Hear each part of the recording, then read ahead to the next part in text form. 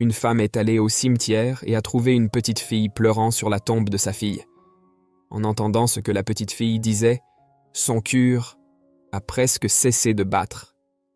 L'histoire suivante peut susciter de fortes émotions. Toute ressemblance avec des faits réels est pure coïncidence. Si vous aimez ce type de contenu, abonnez-vous à notre chaîne. Merci. Dans la douce rosée du matin, Amélie marchait lentement à travers le cimetière, les petits cailloux du sentier craquant sous ses pas. L'air portait une fraîcheur pénétrante qui renforçait la solennité de l'occasion. Dans ses bras, elle portait un bouquet de lis blancs, aussi immaculé que la mémoire de sa fille qu'elle venait honorer. Attachée au ruban entourant les fleurs, une photographie délavée de Manon souriait au monde. Un sourire qui n'illuminait plus les jours de sa mère sauf lors de ses visites douloureuses et douces. En s'approchant de la tombe, Amélie sentit le poids des années écoulées depuis le départ de Manon. Elle déposa délicatement les fleurs sur la pierre tombale froide et passa ses doigts sur les lettres gravées, chacune étant un écho de la voix qui lui manquait tant. « Manon, ma chérie, une année de plus s'est écoulée, » murmura-t-elle, sa voix étouffée par la nostalgie. « Comme j'aurais aimé que tu puisses voir les fleurs que je t'ai apportées aujourd'hui. » Restant là, devant le dernier repos de sa fille, Amélie permit à ses souvenirs de la ramener aux jours les plus lumineux. Manon, vibrante et toujours créative, avait trouvé sa passion en tant que designer graphique. Ses creations, pleines de couleurs et de vie, reflétaient l'énergie et la joie qu'elle répandait partout où elle allait. « Tu as toujours su comment égayer l'atmosphère, ma fille. Chacun de tes projets était une fenêtre sur ton âme brillante, » murmura Amélie, une larme coulant sur son visage.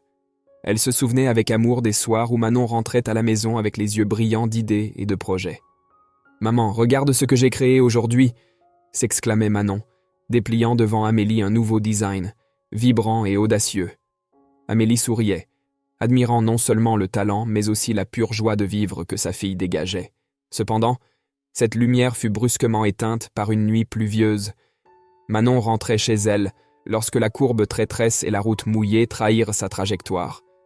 La voiture dérapa, incontrôlable, et heurta un poteau au bord de la route. La nouvelle parvint à Amélie comme un coup dévastateur. Le monde qu'elle connaissait s'effondra cette nuit-là. « Pourquoi toi, ma fille? Pourquoi si tôt ?»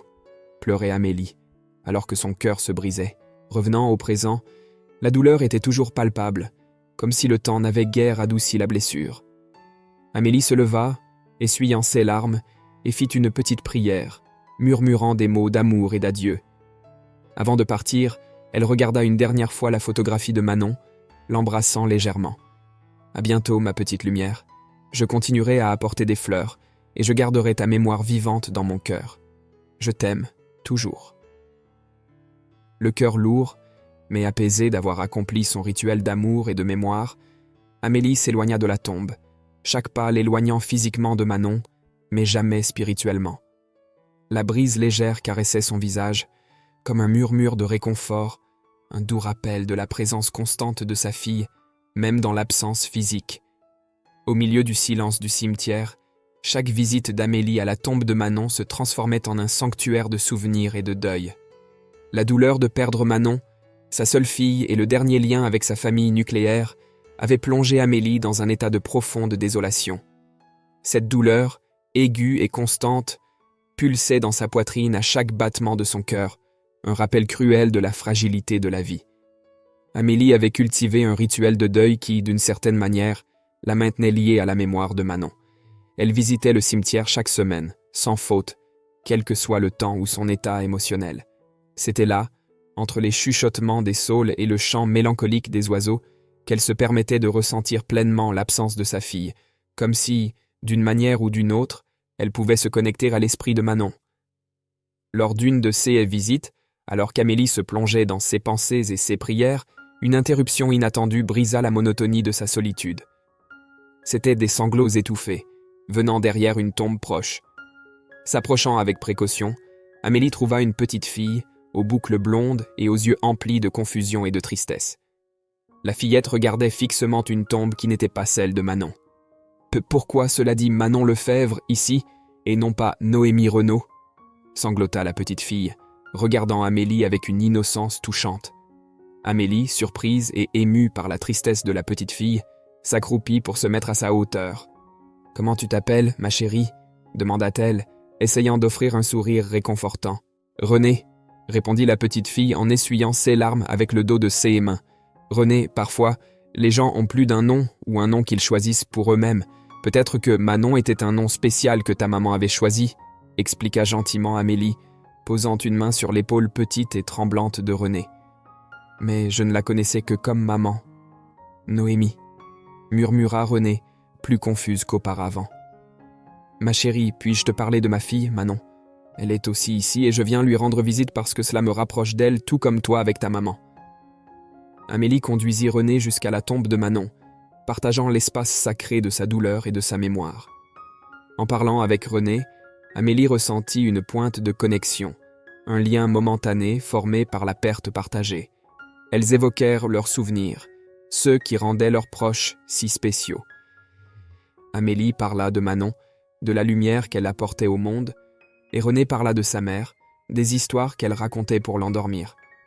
Le soleil commençait à se coucher, jetant une lueur dorée sur les tombes. Amélie et René, unis par la tristesse et le réconfort trouvés l'une dans l'autre, restèrent là jusqu'à ce que les étoiles commencent à apparaître. En se disant au revoir, Amélie ressentit un léger soulagement dans son cœur, comme si la rencontre avec René avait d'une certaine manière allégé le poids de son chagrin. « Reviens quand tu veux parler de ta maman, René. Je serai là, » dit Amélie, offrant un dernier câlin chaleureux. René acquiesça, partant avec un sourire timide, et Amélie retourna à la tombe de Manon, se sentant un peu moins seule. Ce jour-là, le cimetière n'était pas seulement un lieu de perte, mais aussi de rencontres et de guérisons partagées. Renée, toujours confuse, appela son père, Hugo, qui s'approcha d'un pas lourd et le regard soucieux. « Papa, pourquoi le nom sur la pierre tombale est-il faux ?» demanda-t-elle, en montrant l'inscription qui la perturbait tant. Hugo, un homme solide au regard serein, regarda Amélie avant de répondre à sa fille. « C'est aussi un mystère pour nous, René. Chaque fois que nous venions ici, je pensais qu'il devait y avoir une erreur administrative. Je n'ai jamais imaginé qu'un nom erroné puisse être gravé sur la pierre tombale de ta maman, » expliqua-t-il, sa voix empreinte de frustration. Intriguée et touchée par une soudaine connexion avec Hugo et René, Amélie offrit son aide.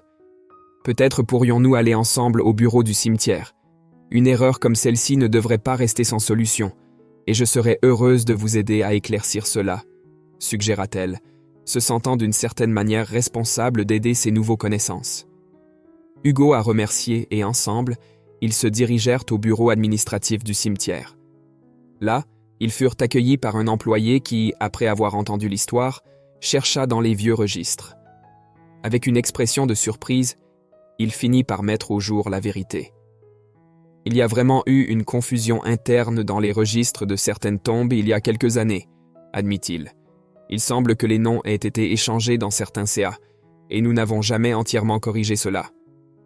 Cette révélation choqua autant Amélie que Hugo, qui ne pouvaient pas croire qu'une erreur aussi grave ait pu passer inaperçue si longtemps. Hugo, en particulier, ressentit un mélange de soulagement et d'indignation. « Nous devons enquêter davantage pour comprendre complètement ce qui s'est passé et nous assurer que cela soit corrigé, » déclara-t-il, déterminé à résoudre le mystère entourant le dernier repos de sa femme. L'employé accepta de les aider, impressionné par la ténacité de René à questionner la pierre tombale. « Sans votre fille, cette erreur aurait pu rester cachée pour toujours, » commenta-t-il. « Nous aurons besoin de temps pour retracer tous les registres et comprendre exactement où les échanges ont été faits. » Amélie observa René, qui malgré son jeune âge avait entrepris une recherche importante pour découvrir la vérité. Elle ressentit une fierté maternelle pour René, une fille qu'elle ne connaissait guère, mais qui avait montré une force et une persévérance remarquables. Se tournant vers Hugo, elle offrit plus de mots de soutien. « Nous veillerons à ce que tout soit résolu, Hugo. Pas seulement pour Noémie, mais pour tous ceux qui ont été affectés par cette erreur. » Dans les jours et les semaines qui suivirent, Amélie accompagna Hugo et René lors de plusieurs visites au cimetière et de réunions avec les administrateurs. Bien que le processus fût douloureux et rempli de bureaucratie, il y avait un sentiment de but partagé entre eux. L'enquête mit en lumière non seulement la vérité sur les tombes échangées, mais elle unit également 3 personnes autour d'une cause commune, tissant des liens d'amitié et de résilience face à l'adversité. Cette expérience a réaffirmé pour Amélie le pouvoir de la mémoire et de l'engagement envers la vérité, et elle a trouvé un nouveau sens dans l'aide qu'elle pouvait apporter à Hugo et René. Ensemble, ils ont appris que même dans les moments de plus grande tristesse, des connexions humaines profondes peuvent survenir, apportant de la lumière dans les ombres de la perte et du chagrin. Déterminée à résoudre l'énigme qui menaçait désormais aussi la paix de son propre cœur, Amélie rechercha l'aide d'un professionnel. Elle contacta le docteur Guillaume Bernard, un généticien renommé qui avait déjà fourni des services médico-légaux pour des situations complexes. Expliquant la situation, Amélie lui demanda de mener un test de paternité sur les restes mortels qui étaient sous la pierre tombale marquée Manon Lefebvre, pour confirmer s'ils appartenaient vraiment à sa fille. Le docteur Bernard, avec sa voix calme et professionnelle, assura à Amélie qu'il ferait tout son possible pour l'aider. « Nous allons collecter les échantillons nécessaires et effectuer le test dès que possible.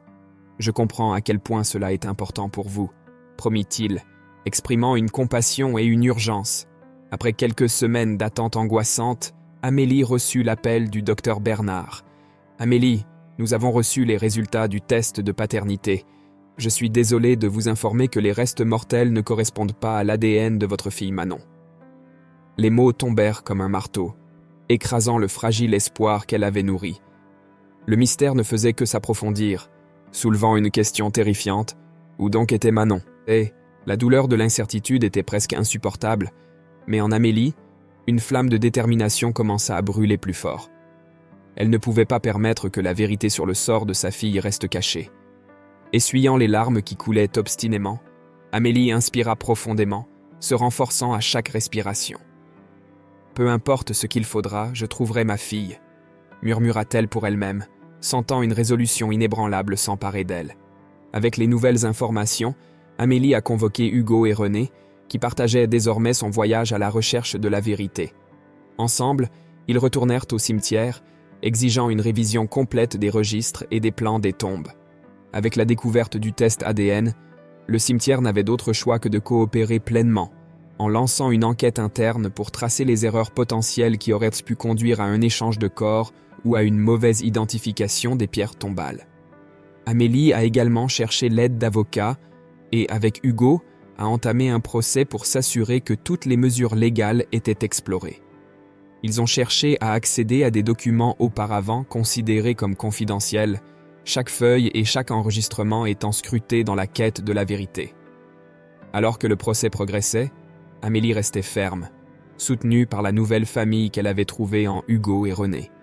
Ils se réunissaient fréquemment, non seulement pour discuter des développements de l'affaire, mais aussi pour se soutenir mutuellement à travers le tourbillon émotionnel qu'ils affrontaient. « Nous découvrirons, Amélie, pas seulement pour Manon, mais pour nous tous. » Hugo affirmait souvent, sa voix un bastion de force et d'espoir. Amélie savait que le chemin à venir était incertain et, potentiellement, plein de défis supplémentaires. Cependant, elle était prête à affronter chacun d'eux, armée de la résilience d'une mère qui ne se reposerait pas tant qu'elle n'aurait pas ramené sa fille à la maison, peu importe où et comment cela pourrait être. La quête de la vérité sur Manon continuait, une promesse silencieuse entre les étoiles qui illuminaient leurs visites au cimetière, un rappel que, malgré tout, l'amour restait indélébile. Après avoir quitté le bureau du docteur Guillaume, le monde semblait tourner sur un axe différent pour Amélie. La révélation que les restes mortels enterrés sous la pierre tombale marquée Manon Lefebvre n'étaient pas ceux de sa fille déclenchait une vague d'émotions contradictoires, mais par-dessus tout, une détermination inébranlable. Chaque pas qu'elle faisait en sortant du bâtiment était chargé d'un nouveau but, découvrir ce qui était vraiment arrivé à Manon. Chez elle, devant une table couverte de papiers et de notes sur l'affaire, Amélie a pris une décision cruciale. Elle savait qu'elle avait besoin de plus que ceux que la police et les bureaucrates du cimetière pouvaient offrir. Elle avait besoin de quelqu'un qui pourrait plonger dans les profondeurs de ce mystère. C'est alors qu'elle se souvenait de Nicolas Girard, un détective privé réputé pour sa ténacité et son succès dans les affaires compliquées. Amélie l'a contacté immédiatement, expliquant la situation avec des détails méticuleux. Nicolas, un homme d'âge moyen aux yeux astucieux et à la présence calme, écoutait attentivement avant d'accepter l'affaire.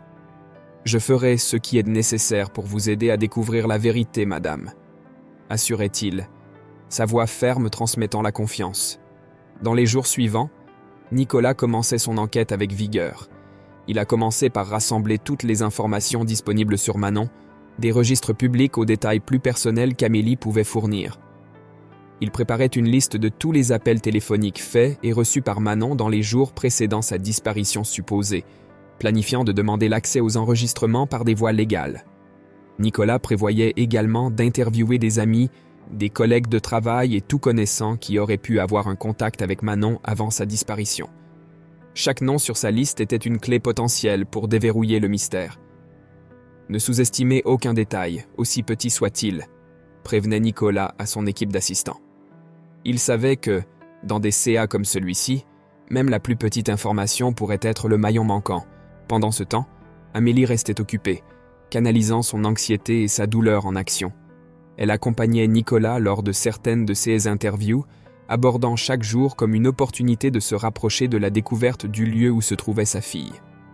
À chaque personne qu'ils rencontraient, à chaque histoire qu'ils entendèrent sur Manon, Amélie ressentait à la fois la douleur du manque et l'espoir renouvelé. L'enquête a révélé l'image d'une jeune femme pleine de vie et avec des projets pour l'avenir, quelqu'un qui choisirait difficilement de disparaître sans laisser de traces. Elle parlait de ses projets futurs. Elle était enthousiaste à propos des nouvelles opportunités de design qu'elle avait devant elle, racontait une collègue de travail lors d'une interview avec Nicolas. Cette information renforçait le soupçon de Nicolas et d'Amélie que quelque chose de sinistre aurait pu se passer.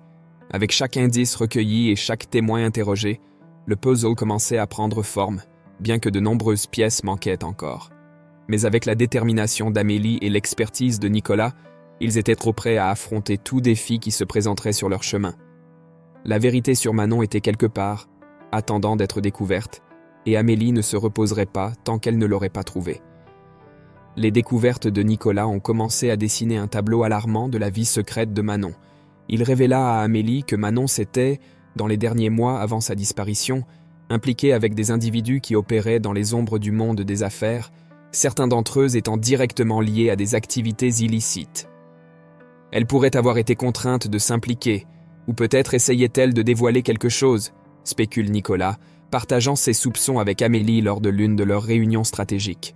Armés de cette nouvelle information, Amélie et Nicolas décidèrent d'explorer des lieux connus pour leur connexion avec le monde souterrain. Ils visitèrent des bars et des clubs nocturnes où Manon avait été vue pour la dernière fois, parlant avec des employés et des habitués qui auraient pu voir quelque chose de pertinent. Chaque visite augmentait la tension, le sentiment de danger étant palpable, mais la détermination d'Amélie l'empêchait de reculer. Lors de l'une de ses enquêtes dans un club nocturne sombre et plein de regards suspects, Nicolas réussit à parler discrètement avec une source qui confirma avoir vu Manon discuter violemment avec un homme à l'apparence sinistre quelques semaines avant sa disparition. Elle semblait essayer de le convaincre de quelque chose, rapporta la source, jetant nerveusement des regards par-dessus son épaule. Peu après cette découverte, l'enquête prit un tournant plus sombre. Nicolas reçut un appel sur son téléphone personnel, une voix déformée et froide de l'autre côté de la ligne avertit « Vous vous mêlez de ce qui ne vous regarde pas. Arrêtez maintenant, ou les conséquences seront graves. » Bien que perturbé, Nicolas réalisa que cette menace était un signe qu'ils étaient sur la bonne voie. « Ils essaient de nous intimider parce que nous sommes proches de la vérité, » conclut-il, après avoir discuté de l'incident avec Amélie. Consciente des risques, Amélie réfléchit à la sécurité de Nicolas et à la sienne. Cependant, sa résolution ne fit que se renforcer. « Nous ne pouvons pas nous arrêter maintenant, Nicolas. Si nous sommes menacés, alors nous sommes proches de découvrir quelque chose de crucial. Nous devons continuer pour Manon, » insista-t-elle, sa voix ferme transmettant un courage qu'elle sentait à peine elle-même. Déterminé à ne pas se laisser intimider, Nicolas renforça ses mesures de sécurité personnelle et approfondit encore l'enquête.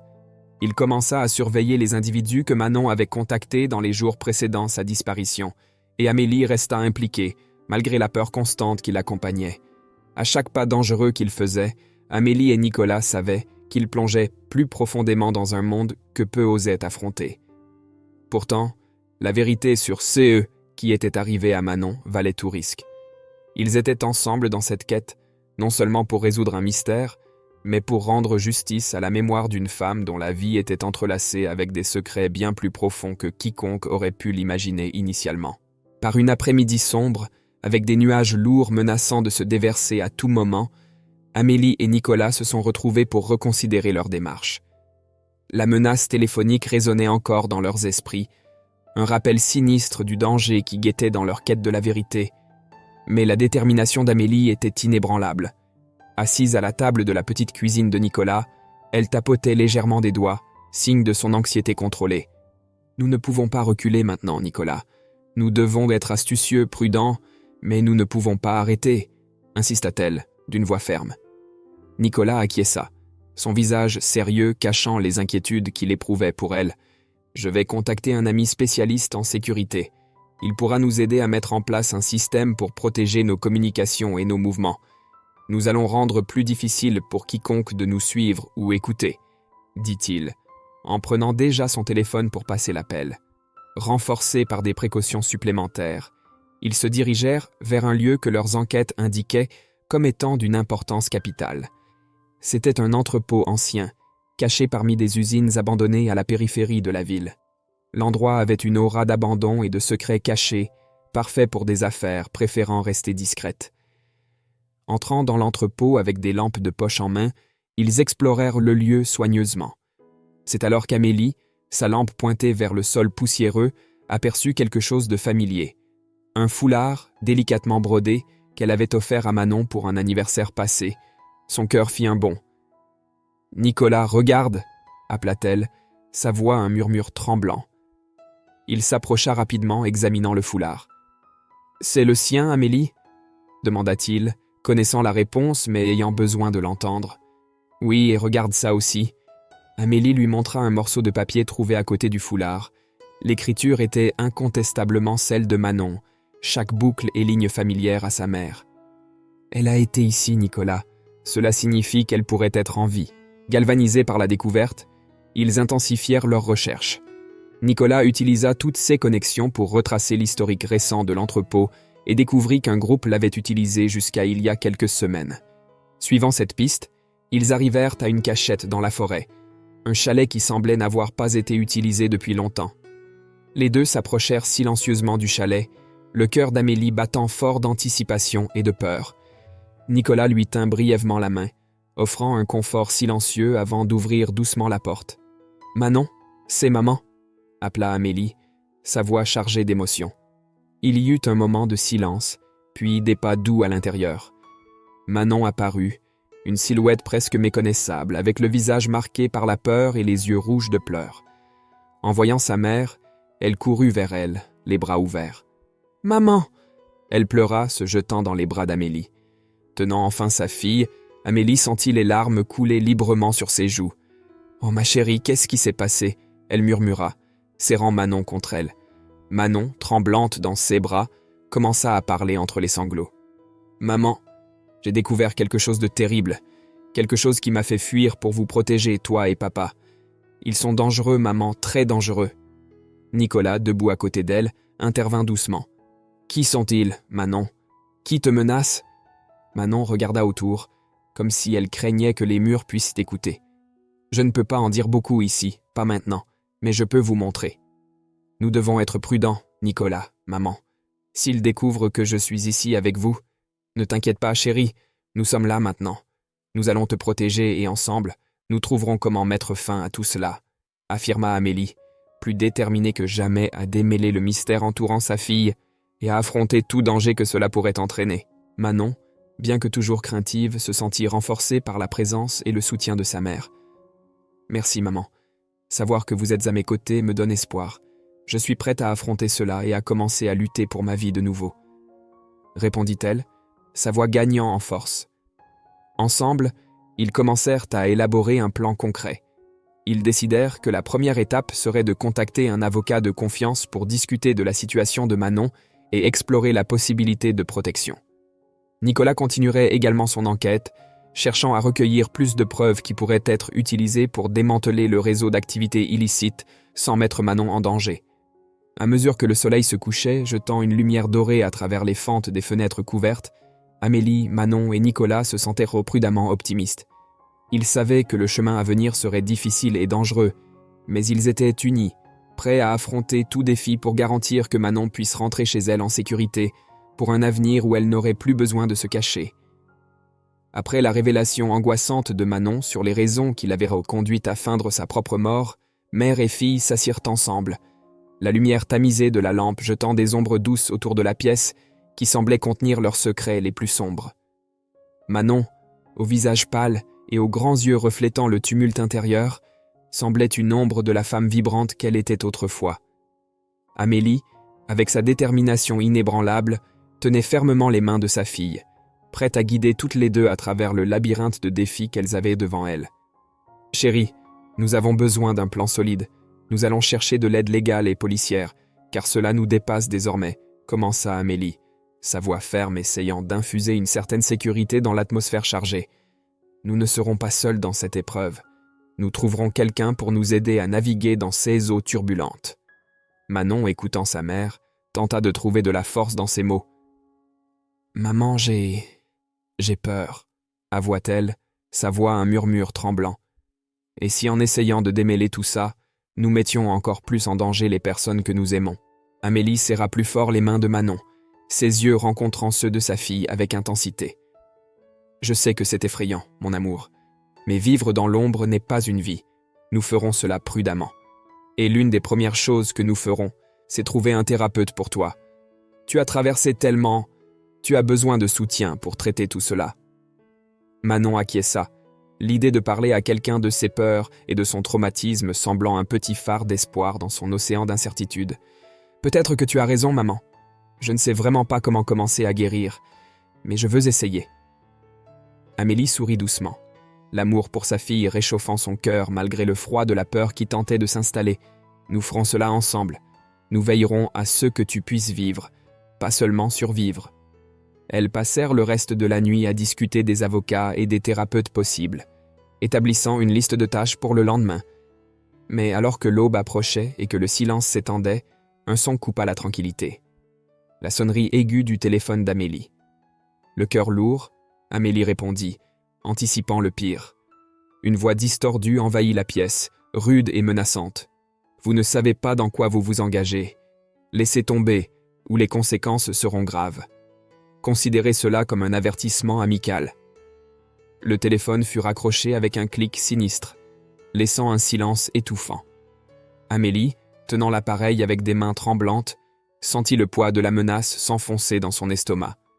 Elle regarda Manon, dont les yeux reflétaient maintenant une terreur renouvelée. « Maman, qu'allons-nous faire ?» demanda Manon, la voix chargée de peur.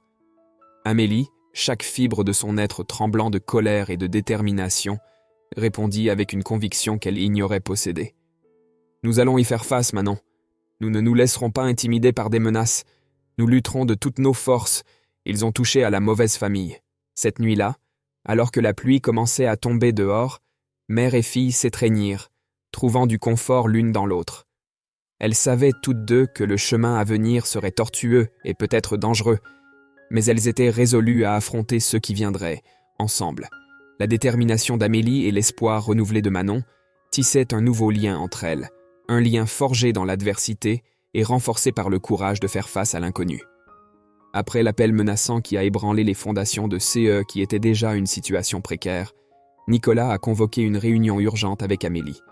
Assis en face d'elle, avec un visage sérieux à la mesure de la situation, il a commencé. « Amélie, je veux que tu saches que je suis avec toi et Manon jusqu'au bout. Ces menaces sont des tentatives de nous intimider, de nous faire reculer, mais cela ne fait que renforcer notre détermination. Nous ne pouvons pas abandonner maintenant. » Amélie, encore sous le choc de la peur causée par l'appel, a acquiescé, reconnaissante de la fermeté de Nicolas. « Je sais, Nicolas, et je n'ai pas l'intention de reculer, mais nous devons être plus prudents que jamais. » « Exactement, » a acquiescé Nicolas. « J'ai réfléchi à nos options en termes de sécurité. Je pense que nous devrions renforcer la surveillance autour de ta maison. Je vais engager une équipe de sécurité privée. Ils pourront surveiller 24 heures sur 24, s'assurant que toute activité suspecte soit remarquée et traitée immédiatement. » Amélie a ressenti un mélange de réconfort et d'anxiété à cette idée, mais elle savait que c'était une étape nécessaire. « Merci, Nicolas. Cela me donne un peu de tranquillité d'esprit, Et Manon, elle a besoin de se sentir en sécurité. Avec les mesures de sécurité renforcées en place, Nicolas et Amélie ont continué à approfondir leur enquête. Nicolas a utilisé son réseau de contacts pour accéder à des informations qui seraient normalement hors de portée, tandis qu'Amélie, avec l'aide de Manon, passait méticuleusement en revue chaque document et chaque piste qui pourrait être liée à l'affaire. Les semaines se sont transformées en un tourbillon d'activités frénétiques, avec des jours et des nuits souvent confondus. Le salon d'Amélie était recouvert de papiers, de photos et de notes adhésives qui cartographiaient le réseau complexe de connexions et d'événements entourant la disparition de Manon. Finalement, après de nombreuses heures de travail acharné et de détermination inébranlable, ils ont réussi à rassembler des preuves tangibles qui non seulement éclaircissaient les circonstances derrière la disparition de Manon, mais identifiaient également clairement les individus responsables des menaces et du complot criminel. « Amélie, je pense que nous avons assez pour aller voir la police maintenant », annonça un jour Nicolas en regardant la pile de documents sur la table. « Avec ces preuves, nous pouvons monter un dossier solide contre eux. » Amélie a regardé les preuves, ressentant une vague d'émotion. C'était un mélange de soulagement, de validation et d'une peur résiduelle qui ne la quitterait peut-être jamais complètement. Faisons-le, Nicolas. Pour Manon, pour nous. Personne d'autre ne devrait vivre ce que nous avons vécu. Ainsi, avec les preuves en main et la sécurité renforcée garantissant leur protection, Amélie et Nicolas se sont préparés pour la prochaine étape, présenter leur découverte aux autorités compétentes. C'était un moment qu'Amélie attendait avec un mélange d'anxiété et d'espoir, une étape cruciale pour apporter justice à sa fille et, enfin peut-être, un chemin de retour à la normalité. Après des mois d'enquête intense et méticuleuse, Amélie et Nicolas ont enfin vu les fruits de leurs efforts. Par un matin gris, l'opération planifiée était prête à être exécutée. Avec la collaboration d'une unité spécialisée dans les crimes organisés, ils ont préparé un assaut méticuleux contre les leaders du gang qui avaient menacé Manon et provoqué sa disparition. Nicolas, qui avait développé un profond respect pour la force d'Amélie au cours de leur voyage commun, observait à côté d'elle pendant que les agents se positionnaient. « Aujourd'hui est le jour, Amélie. Tout notre travail acharné est sur le point de payer, » dit-il, essayant d'offrir un peu de réconfort. Amélie acquiesça, les yeux fixés sur l'écran qui montrait le déploiement de l'opération en temps réel. Son cœur battait fort dans sa poitrine, chaque mouvement des agents intensifiant la tension qu'elle ressentait. Puis, un par un, les chefs de gang furent capturés, menottés et emmenés par des agents déterminés. L'opération fut un succès retentissant, une victoire non seulement pour la loi, mais pour une mère qui avait lutté sans relâche pour la sécurité de sa fille. Lorsque la nouvelle des arrestations arriva, un profond soulagement envahit Amélie. « Nous l'avons fait, Nicolas. Enfin » soupira-t-elle, les larmes de soulagement et de justice se permettant enfin de couler. Les jours suivants furent un tourbillon d'activités. La presse couvrit la grande opération, et bien qu'Amélie et Nicolas maintinssent un profil discret, la sensation de validation était indéniable. Ils avaient joué un rôle crucial dans le démantèlement d'une partie significative du crime organisé de la ville. La célébration de ce succès eut lieu chez Amélie, où Manon, désormais beaucoup plus en sécurité et visiblement plus heureuse, prépara un dîner intime pour Amélie et Nicolas. Avec la table élégamment dressée, Manon ne manqua pas l'occasion d'exprimer sa gratitude. « Maman, Nicolas, je ne pourrai jamais assez vous remercier pour tout ce que vous avez fait. » Commença Manon, sa voix pleine d'émotion. « Vous avez lutté pour moi quand je n'avais plus d'espoir. Vous avez tout risqué pour me ramener et assurer notre sécurité. Je suis là à cause de vous. » Amélie, écoutant les paroles de sa fille, ressentit une vague de chaleur et d'amour. « Tu es ma fille, Manon. Il n'y a rien au monde que je ne ferai pas pour toi, » répondit-elle, tenant la main de Manon. Nicolas, également ému, acquiesça simplement, heureux d'avoir joué son rôle dans l'union de cette famille. Le reste de la soirée fut passé à rire et à des conversations légères, un contraste bienvenu avec les mois de tension et de peur. C'était une soirée à se rappeler, à célébrer les victoires durement acquises et à renforcer les liens qui les avaient unis dans des circonstances extraordinaires. Amélie, Nicolas et Manon savaient que le chemin à venir pourrait encore apporter des défis, mais cette nuit-là, tout ce qui importait était le sentiment partagé de paix, de justice et de gratitude. Par une matinée fraîche et sereine, Amélie et Manon marchaient côte à côte dans le cimetière, où les premiers rayons du soleil se filtraient doucement à travers les vieux arbres, créant un mosaïque de lumière et d'ombre sur le sol jonché de feuilles. Elles observaient attentivement tandis que les ouvriers terminaient l'installation d'une nouvelle pierre tombale, un symbole physique et émotionnel de la vérité enfin restaurée. La pierre tombale, élégante et simple, portait le nom correct de Manon, marquant non seulement un lieu de mémoire, mais aussi de justice. Manon tenait fermement la main de sa mère, chacune trouvant du réconfort dans le contact de l'autre.